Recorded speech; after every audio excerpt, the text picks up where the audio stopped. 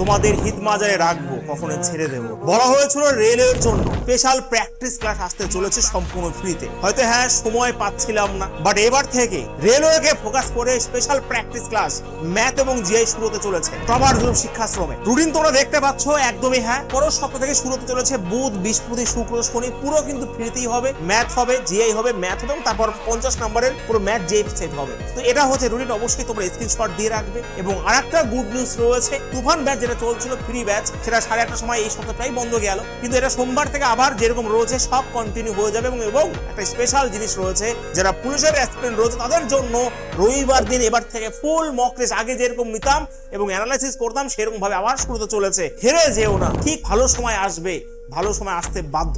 এটা পরের সপ্তাহ থেকেই।